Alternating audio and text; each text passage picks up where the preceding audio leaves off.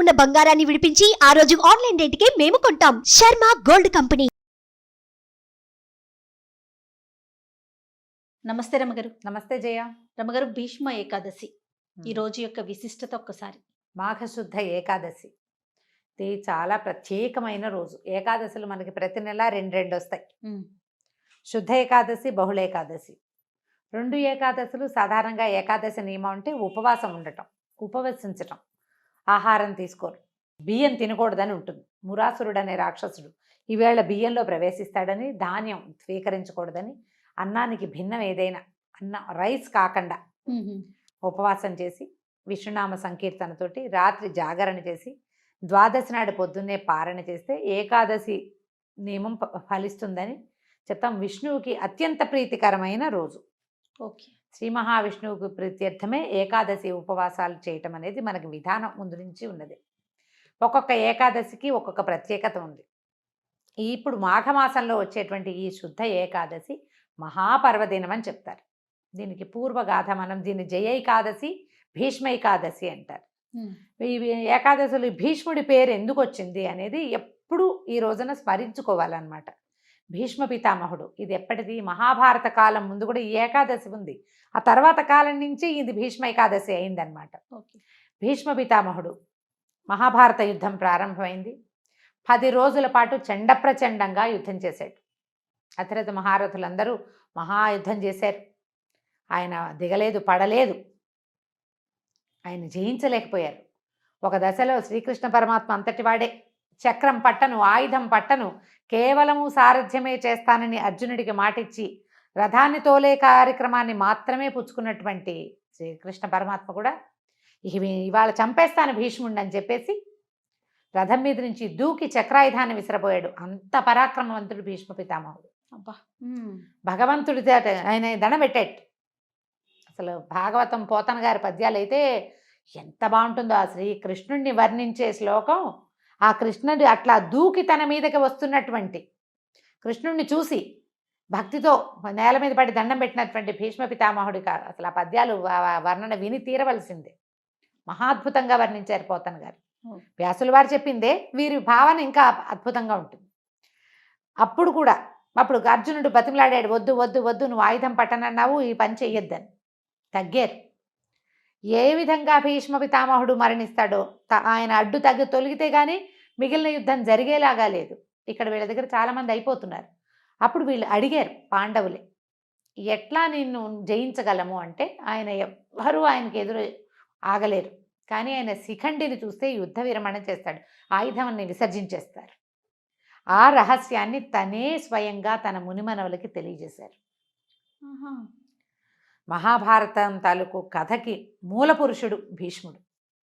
సొంతంగా సంతానం లేదు, తండ్రి యొక్క మనమలు, అది కూడా క్షేత్రజపుత్రులు. వాళ్ళు సహజంగా మనవలకు తన తమ్ముళ్ళకి పుట్టిన సంతానం కాదు, క్షేత్రజ సంతానం అయినా కూడా ఆ తండ్రి యొక్క దాన్ని కాపాడడం కోసమే పితామహత్వాన్ని కూడా స్వీకరించాడు. తాత అయిపోయాడు కదా, ముత్తాత అయిపోయినా ఆయన సింహాసనాన్ని రక్షించే కార్యక్రమం నుంచి బయటికి రాల.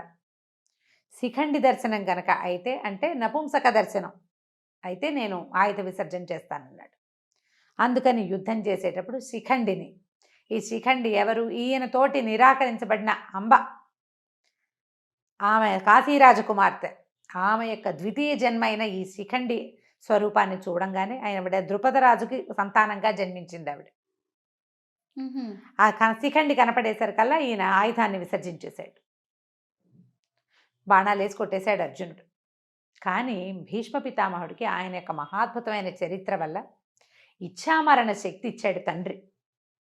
నీ అంతటా నువ్వు ఎప్పుడు కావాలనుకుంటే అప్పుడు మరణం వచ్చేలాగా. అప్పుడు ఆయన ఏమనుకున్నాడంటే, నేలను పడిపోతే శరీరం అంతా బాణాలు గుచ్చుకుపోయినాయి, పడుకునే పరిస్థితి లేదు. అంపశయ్య ఏర్పరిచాడట అర్జునుడు. బాణాలతోటి ఆయన శరీరం నేలకి తగలకుండా అట్లా గాల్లో ఆపి పెట్టేలాగా. ఆయన ఏమని భావించాడంటే, నేను ఇప్పుడు మరణించను, ఇది దక్షిణాయనం, ఉత్తరాయణ పుణ్యకాలం వచ్చాక అప్పుడు నేను మరణిస్తానని ఆయన ఉద్దేశపడ్డారు. ఆయన అనుకున్నట్టుగానే మార్గశిర మాసంలో భారత యుద్ధం మొదలైతే ఇంచుమించుగా మార్గశిర శుద్ధ ఏకాదశిలే గీతా జయంతి అని చెప్పుకుంటాం. ఏకాదశి ద్వాదశుల్లో యుద్ధం మొదలైంది అనుకుందాం. ఏకాదశి కావచ్చు, ద్వాదశి కావచ్చు. కాస్త ఒకరోజు అటు ఇటుగా కొన్ని పాఠభేదాలు ఉన్నప్పటికీ మార్గశిర మాసంలో 10, 11 రోజులు, 12 రోజుల్లో 11, 12 రోజులు అంటే అక్కడి నుంచి 10 రోజుల తర్వాత 10వ నాటి యుద్ధంలో పడిపోయారు భీష్మ పితామహులు. అంటే ఒక 5 రోజులు ఏకాదశి నుంచి ఏకాదశి అనుకుందాం పోనీ. ఏకాదశి, ద్వాదశి, త్రయోదశి, చతుర్దశి, పౌర్ణమి 5 రోజులు. మళ్ళా పాడ్యమి, విధియ, తదియ, చవితి, పంచమి. పంచమి, సప్తమి, షష్ఠి రోజుల్లో వీరు భూపతనం చెందారు, పడిపోయారు. అప్పుడు అంపశయ్య మీద చేరితే మార్గశిర నుంచి మధ్యలో పుష్యమాసం పోయి మాఘమాసం వచ్చేదాకా యుద్ధం పరిసమాప్తి అయిపోయింది, దుర్యోధనుడు మరణించాడు, ఇవన్నీ జరిగిపోయి వీళ్ళు పట్టాభిషేకం జరిగే సమయమో జరుగుతోందో అప్పుడు ఈ వీరు మరణించారు. అప్పటి వరకు ఆయన శయ్య మీద అట్లా ఉన్నారు. ఉత్తరాయణం కోసం సూర్యుడు ఉత్తర దిశ వైపుకి తిరిగే సమయం వరకు వేచి ఉండి ఆయన పూర్తిగా తిరిగాక ఉత్తర దిక్కుకి వాలిన తర్వాత అప్పుడు ఆయన అప్పుడు మరణిస్తే ఊర్ధ్వగతులు, ఉత్తమ గతులు లభిస్తాయి, ఈ జన్మానికి సాఫల్యం లభిస్తుందని ఆయన అట్లా ఉండిపోయారు.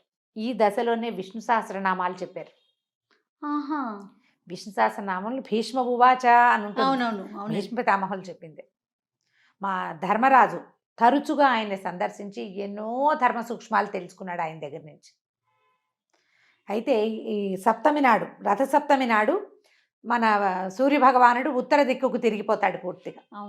కొన్ని ఈ వేల సంవత్సరాల క్రితం ఈ సంక్రమణాలు అవన్నీ కూడా కొంచెం అటు ఇటుగా జరిగేవని, ఈ సప్తమికి దగ్గరలోనే సంక్రమణం జరిగి ఉండొచ్చు అని కూడా ఒక పాఠం ఉంది. దాని మీద అంత గొప్ప వివరణ నాకు పెద్దగా అవగాహన లేదు, అక్కడక్కడ పెద్దవారి దగ్గర వినటమే.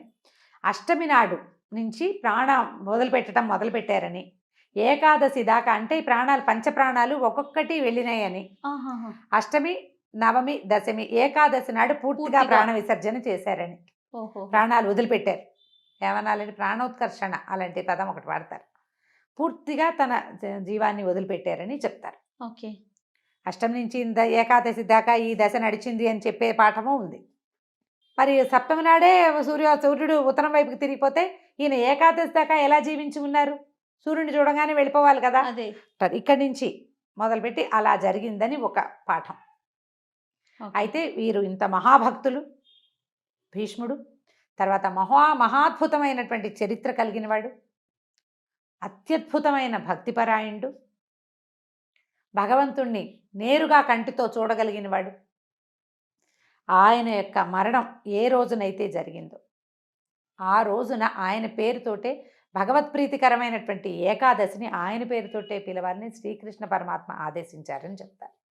ఇలాంటి ముక్తి, ఈ రకంగా ఇచ్ఛామరణంతో ముక్తిని సాధించగలిగిన వాళ్ళు ఇంకా ఎవ్వరూ మనకి ఏ కథలోనూ, ఏ చరిత్రలోనూ, ఏ పురాణంలోనూ చెప్పలేదు. అంత అత్యద్భుతమైన వ్యక్తి భీష్మ పితామహుడే. ఆయన చరిత్ర మొదటి నుంచి, ఆయన పుట్టుక నుంచి మరణం దాకా ప్రతి విషయము అత్యద్భుతంగానే ఉంటుంది. అయితే ఇంత అత్యద్భుతమైన వ్యక్తి ఇంత బాధాకరమైన మరణం కోసం వేచి ఉండే కార్యక్రమం ఎందుకు జరిగింది అంటే, ఎవరైనా కర్మశేషాన్ని అనుభవించవలసిందే.